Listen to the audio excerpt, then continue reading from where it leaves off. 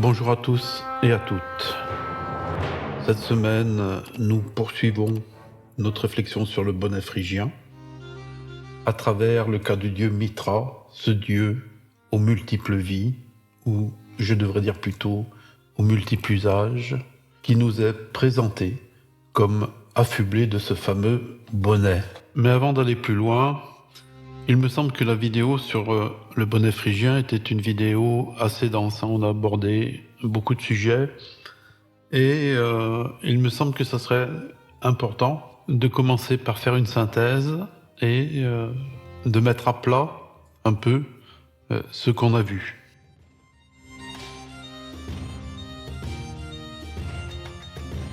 Cette vidéo était partie d'un questionnement. Comment se fait-il que le bonnet phrygien, symbole de la République laïque, porte le même nom que le phrygium, qui dans la donation de Constantin symbolise le pouvoir royal, le pouvoir impérial, et fait l'objet d'un accord entre le pouvoir temporel et le pouvoir spirituel.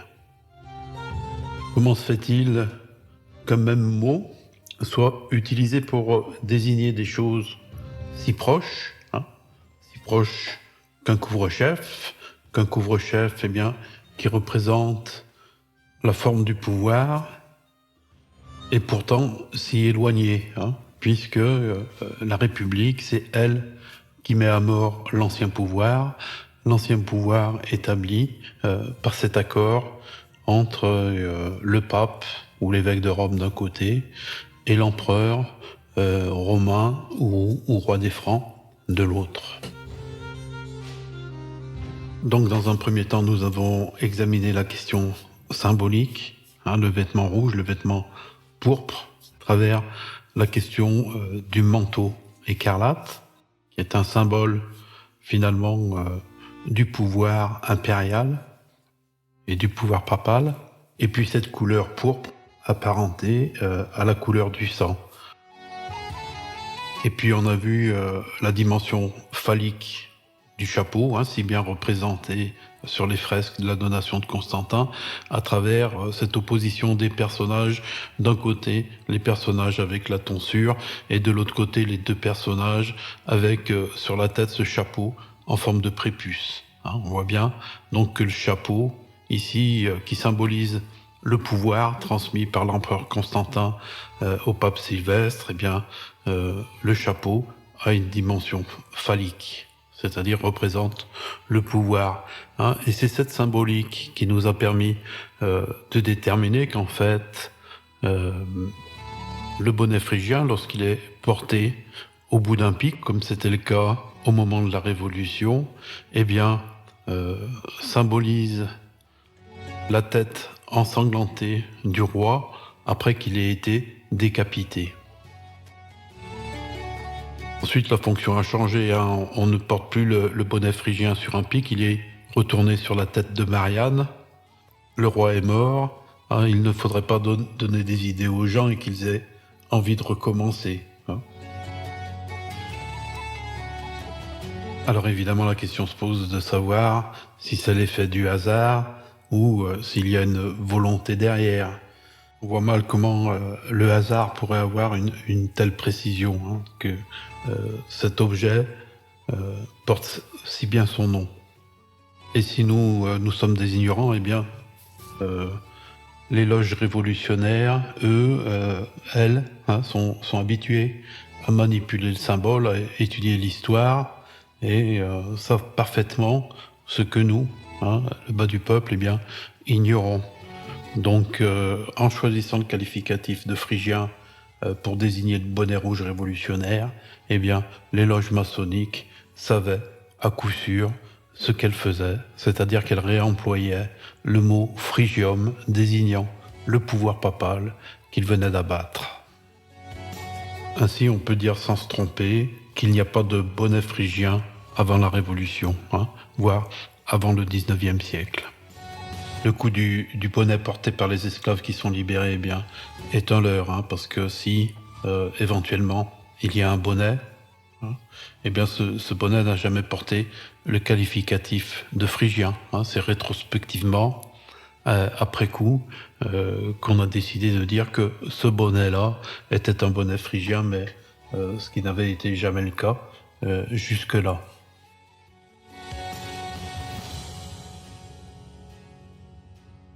Alors le culte de Mitra.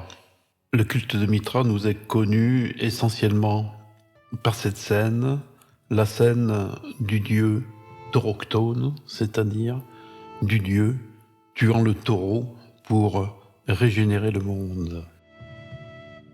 Alors d'abord bien comprendre qu'on parle d'un culte, hein, et pas d'une religion.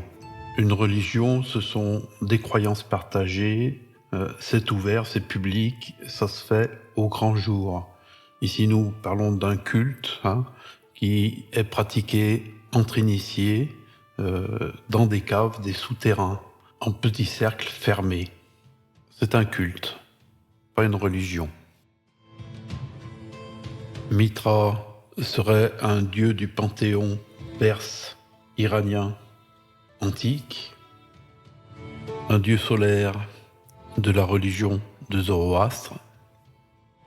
Nous sommes alors entre le 5e et le 15e siècle avant Jésus-Christ, à l'époque de Moïse ou peut-être d'Homère et de Pythagore.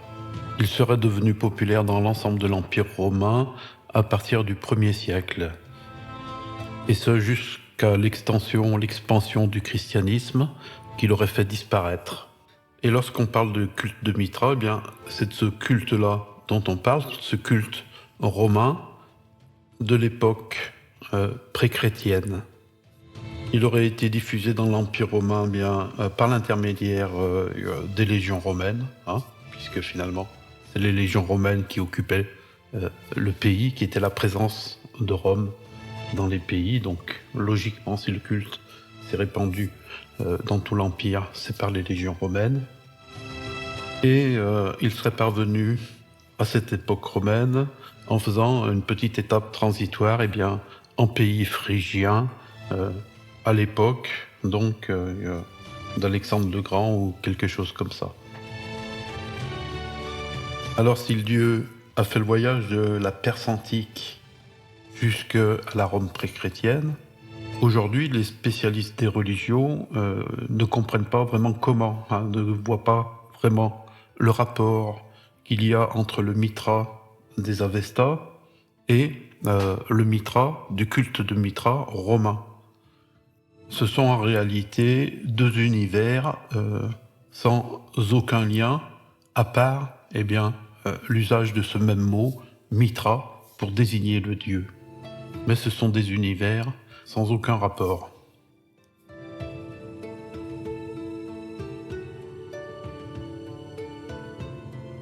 Et il en est de même pour Mitra, donc, qui apparaît, lui, au XVIe siècle, par l'intermédiaire d'un auteur du nom de Porphyre de Tyr, hein, dont on imprime un livre, L'Antre des Nymphes, en 1500, 1518, 1520 environ, au début du XVIe siècle. C'est à ce moment-là que Mitra entre dans l'histoire. Il entre dans l'histoire comme un culte pratiqué par les Romains pré-chrétiens. Mais c'est une création littéraire du XVIe siècle. Déjà rien que le nom, Porphyre de Tyr, un nom qui fleure bon la cabale, la franc-maçonnerie ou les sociétés occultes en tout genre. Alors le texte, L'Antre des Nymphes, on va essayer de faire assez vite parce qu'il y aurait beaucoup à dire. Donc un texte publié en 1518, 1520, quelque chose comme ça, et qui commente en fait quelques vers d'Homère, qui lui-même a été publié quelques décennies avant, en 1480 ou 1490, pour la première fois. Donc, les vers d'Homère.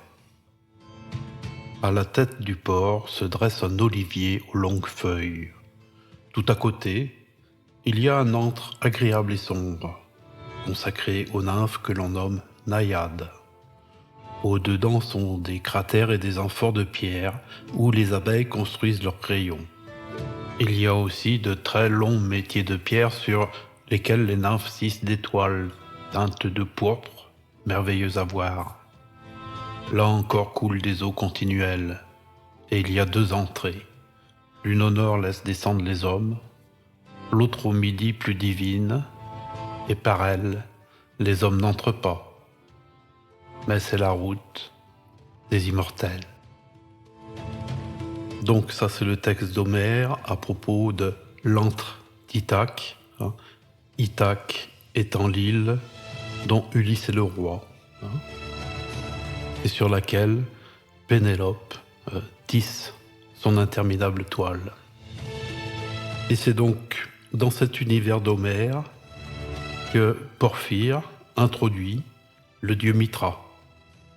Il vient d'entrer dans la littérature, dans l'histoire. Ce texte est une forme d'allégorie de la création, dans ce monde néoplatonicien des idées.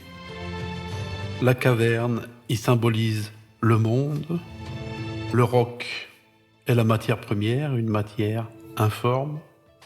Au cœur de l'antre, il y a des sources grâce auxquelles les nymphes tissent la matière autour des âmes pour leur donner un corps. Et le dieu Mithra, monté sur le taureau, tenant à la main un glaive, représente la puissance biologique vitale. Mithra y est présenté comme le créateur de toutes choses et l'antre comme étant le creuset dans lequel se fait la création. Il n'est nulle part question dans ce texte de tuer le taureau. Porphyre de Tyr n'en parle pas.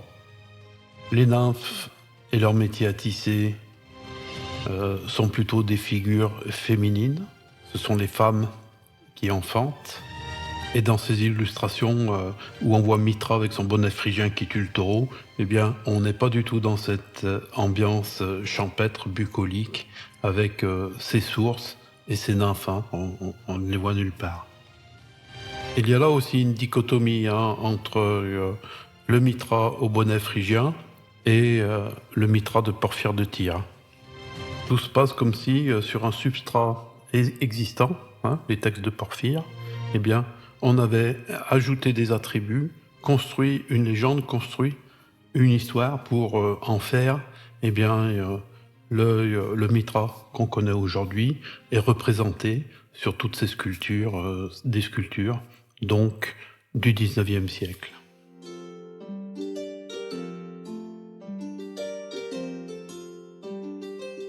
Alors il y a une histoire étrange, une histoire attribuée à Tertullien, un auteur latin du second siècle, et imprimée à la toute fin du XVIe siècle, en 1599, par un dénommé Florimond de Raymond, conseiller du roi à la cour du Parlement de Bordeaux. Alors cette histoire est étrange parce que elle nous parle d'une couronne dont on gratifie le soldat romain au cours d'une cérémonie qui s'appelle Donatium, qui est en fait la cérémonie du pot de départ du soldat romain, une cérémonie au cours duquel il va toucher en quelque sorte sa retraite. Eh bien, on lui met une couronne sur la tête, comme les lauriers de César, et là, il y a un soldat chrétien qui refuse de porter la couronne parce que, pour lui, il n'y a que le Christ qui puisse lui servir de couronne. Et à la fin de son texte, Tertullien glisse une allusion à Mithra. Nous y reviendrons. Mais ici encore, comme dans d'autres affaires, par exemple avec Hérodote, la correspondance des motifs est frappante. Nous avons d'un côté Mithra qui est associé au phrygium. Le phrygium qu'on trouve dans la donation de Constantin, et qui évoque le couronnement royal. Et ici, le couronnement d'un chrétien qui refuse précisément ce que l'empereur Sylvestre a accepté, c'est-à-dire que l'empereur le couronne. Évidemment, Tertullien est censé écrire avant Constantin, donc il ne saurait contredire la donation de Constantin. Mais c'est très précisément ce que fait son récit, un récit qui parle d'une cérémonie qui s'appelle précisément Donatium. De toute façon, Florentin de Raymond ne publie Tertullien qu'en 1599. Donc dire finalement que l'auteur de ce texte de Tertullien, écrit à la fin du XVIe siècle ou au début du XVIIe, eh bien finalement, ce n'est que rendre logique cette coïncidence étrange. Alors qu'apprend-on sur Mithra dans cette ode au non-couronnement ? Eh bien Mithra y est présenté comme un dieu que l'on rencontre dans une caverne, un antre, véritable camp des ténèbres, où l'initié apprend à contrefaire les choses saintes, ici refuser de porter la couronne, pour tromper les vrais croyants. Reconnaissons ici les artifices du démon. Il usurpe à dessein quelques-unes des choses divines pour nous confondre et nous juger par la foi de ses disciples. Voilà Mithra dans la couronne du soldat.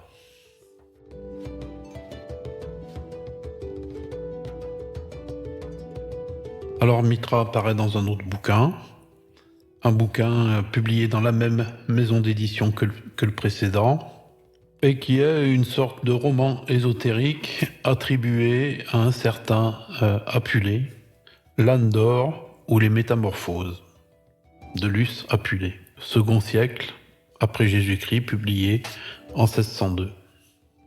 Là, Mithra est le nom d'un grand prêtre,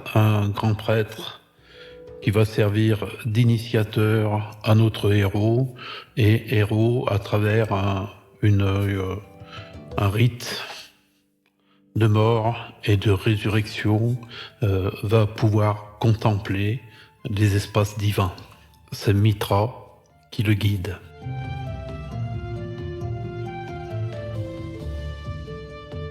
Dans l'histoire de Navarre, 1612, on apprend que les anciens Perses, c'est-à-dire ceux qui vivaient à l'époque de Cyrus le Grand, eh bien, appelaient le soleil le dieu Mithra, et qu'ils sacrifiaient en son honneur, comme nous l'apprend Tertullien, ici des chevaux blancs et des poulets.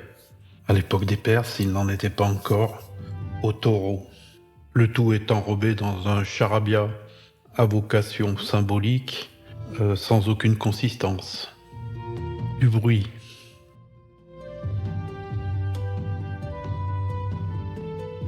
Pour les auteurs du XVIe siècle, Mithra est simplement le dieu des anciens Perses, le soleil qu'ils nommaient Mithra, rien de plus. Ici par exemple en 1579 dans Histoire, dispute et discours des illusions et impostures. Les Perses avaient une autre idole nommée Mithra qui avait la figure d'un lion avec un chapeau royal sur la tête et tenait dans ses pattes un bœuf par les cornes.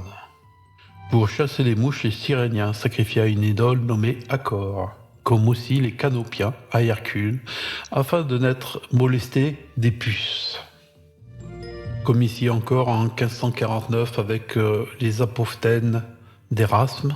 À cette époque-là, ils ne savaient pas encore que dans tout l'Empire romain, on trouvait le culte de Mithra qui a laissé de si nombreuses traces dans l'iconographie archéologique.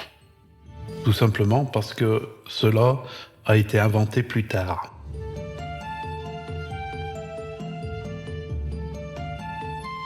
Parfois, Mithra est décrit comme une déesse, comme dans Histoire de la vie, mort, passion et miracle des saints.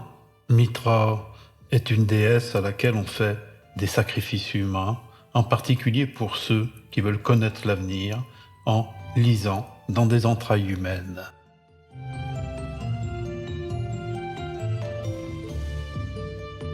Revenons à nos sculptures de Mithra au bonnet phrygien.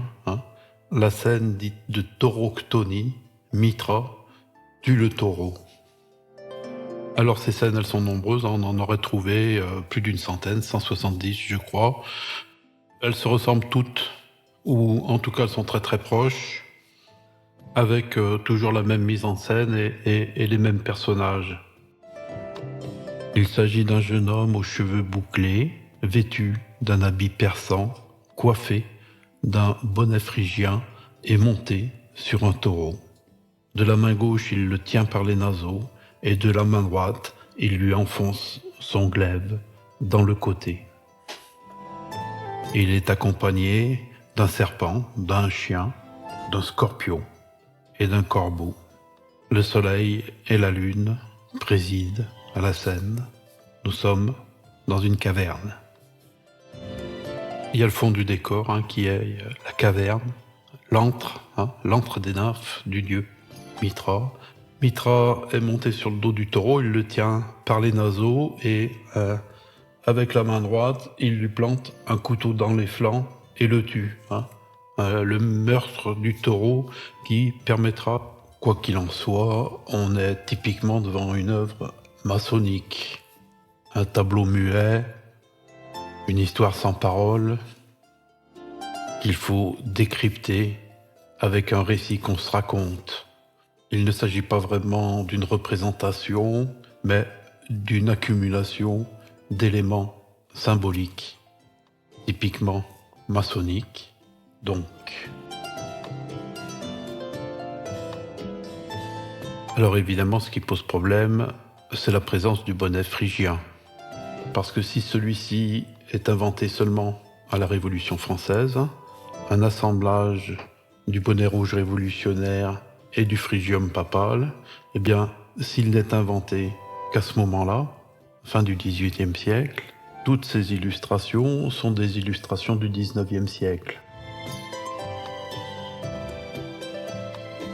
Alors le livre de référence sur le Mithra au taureau, c'est L'Antiquité expliquée et représentée en figures, les héros parvenus à la divinité en 1722. Et bien dans cet ouvrage, sur presque 20 pages, 3 longs chapitres, l'auteur vous apprend tout ce que vous devez savoir sur le Mithra tauroctone, le Mithra tel qu'on le connaît aujourd'hui à travers son illustration traditionnelle. Il remonte depuis la Perse antique et explique comment le culte de Mithra est arrivé dans la Rome tardive. Et il décrit très longuement ces fameuses sculptures, ces fameux bas-reliefs, ces fameuses illustrations du Mithra au bonnet phrygien qui terrasse le taureau. Il écrit par exemple: une autre figure de Mithra, bien plus commune que la précédente, se trouve sur plusieurs marbres. C'est une description toute symbolique des propriétés et des opérations du soleil. La quantité de monuments semblables qu'on trouve fait juger que le culte de Mithra, en cette forme, a été fort en vogue chez les Romains. Ce qui est encore confirmé par le nombre d'inscriptions qu'on trouve en ces termes: Deo Soli Invicto Mithrae. Au dieu soleil, l'invincible Mithras. On trouve cette inscription dans un monument que nous donnerons plus bas. Toutes ces images se ressemblent à cette différence près que les unes ont plus de figures et les autres moins. Les autres diversités sont plus considérables. Nous allons commencer par celle qui est la plus chargée de symboles. Elle fut gravée à Rome en l'an 1564 par Antoine Lafrérie, franc-comtois, d'après un vieux marbre qui était à la maison d'Octavien Zéno, près du théâtre de Pompée et du Champ de Flore. C'est un jeune homme qui porte un bonnet phrygien, une tunique et un manteau sur les épaules. Lucien appelle le manteau Candice et le bonnet Tiare. Ce Mithrasmède, dit-il, qui porte un Candice et une tiare, qui ne sait pas parler grec et qui n'entend pas même quand on boit à sa santé. Etc., etc. Ce Mithras, ayant un genou sur un taureau atterré, tient son mufle de la main gauche et lui plonge de la droite un poignard dans le cou. Au côté droit du marbre sont deux jeunes garçons, dont l'habit et le bonnet sont semblables à celui du Mithras, qui est sur le taureau, etc. Donc,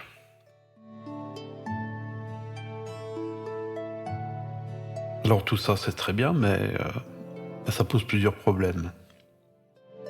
Le premier problème, c'est que en 1720, on ne sait pas d'où sort tout ça. J'aurais envie de dire, bien, il ne donne pas ses sources parce que, apparemment, dans la littérature de l'époque, il n'y a rien qui évoque ce qu'il raconte. Où est passé l'antre des nymphes de Porphyre? Où est le grand prêtre des métamorphoses d'Apulée? Quid de la couronne du soldat? Qu'en est-il de Mitra comme déesse, semblable à Vénus, à Isis, disparu? Où est passé le lion qui chevauche le taureau? C'est-à-dire que tout à coup, jaillit un univers qui jusque-là n'avait été évoqué par personne. Personne n'en avait entendu parler, personne n'en parle, et quand il parle de quelque chose qui s'en rapproche, eh bien, c'est en réalité très différent. Ce bouquin est une sorte d'ovni littéraire, tombé de nulle part. Et puis le deuxième souci qu'il y a, c'est qu'il y a par exemple ce dictionnaire, réédité régulièrement au XVIIIe siècle. Eh bien, en 1740, 20 ans après l'autre, eh bien, il a toujours pas remis à jour sa notice. C'est-à-dire que 20 ans après les Antiquités expliquées et ces 20 pages sur Mitra, eh bien, apparemment, les éditeurs de ce dictionnaire, qui reprend beaucoup des points qu'on a vus jusque-là, eh bien, les éditeurs de ce dictionnaire n'étaient pas au courant que Mitra était une figure romaine dont on avait trouvé de très nombreuses sculptures et illustrations.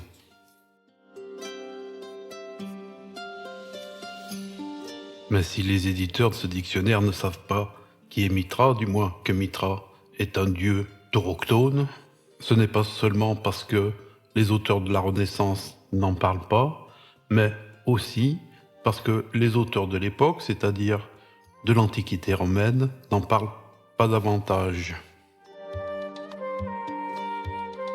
Il se trouve que la littérature romaine est pour nous la littérature la plus ancienne, puisque c'est par la littérature romaine qu'a commencé le mensonge de l'histoire. Et c'est une période du IIe siècle au IIIe siècle, IVe siècle, de laquelle on possède de très nombreux écrits, en grec et en latin. Eh bien, aucun de ces écrits ne mentionne le Mitra tel que nous le connaissons aujourd'hui.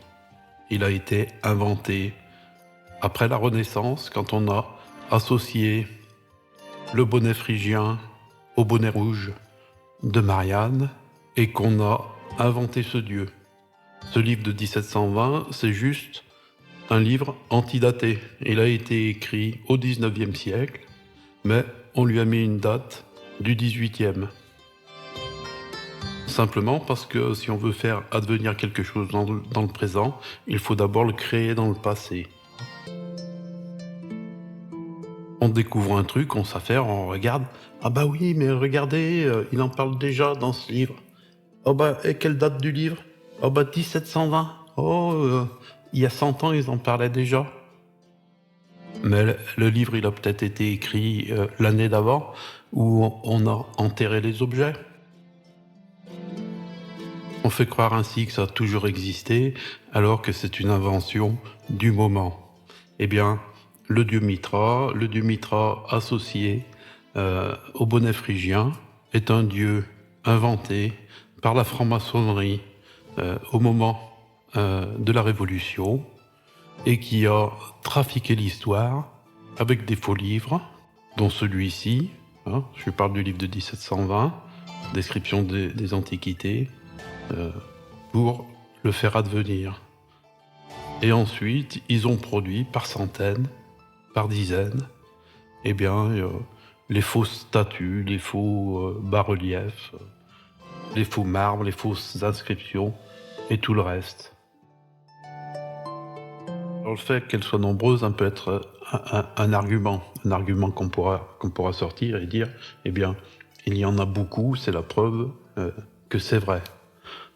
Non, le fait qu'il y en a beaucoup, c'est la preuve qu'ils ont beaucoup menti, qu'ils ont beaucoup triché. Le 19e siècle est le siècle de l'archéologie, qui ne veut pas avoir finalement sa figure de Mitra dans la partie antique de sa commune. Si on peut en fabriquer un, on peut en fabriquer 100. Si on peut en fabriquer 100, on peut en fabriquer 1000. Et finalement, la franc-maçonnerie est internationale, donc il s'agisse partout.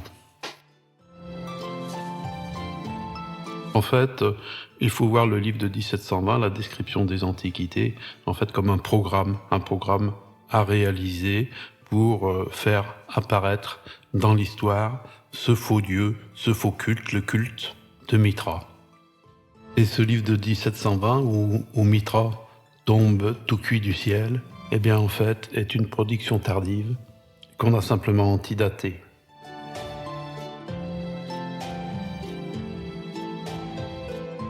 Alors à ce stade, beaucoup de questions restent sans réponse. Mais je voudrais m'arrêter là parce que la vidéo commence à être bien assez longue et je reprendrai ça une prochaine fois, la prochaine fois peut-être ou une prochaine fois. Et nous allons repartir de ces définitions, ces explications données dans le dictionnaire du latin au français pour essayer de voir qui était Mitra, le vrai Mitra. Celui d'avant que les francs-maçons lui mettent le grappin dessus, et en même temps, essayer de comprendre leur motivation. Pourquoi font-ils ça? Pourquoi ont-ils fait ça?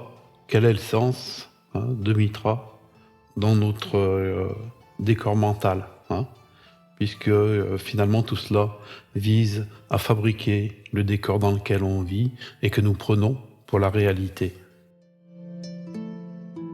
Sur ce, merci à tous, merci pour votre écoute, merci pour votre patience et à bientôt.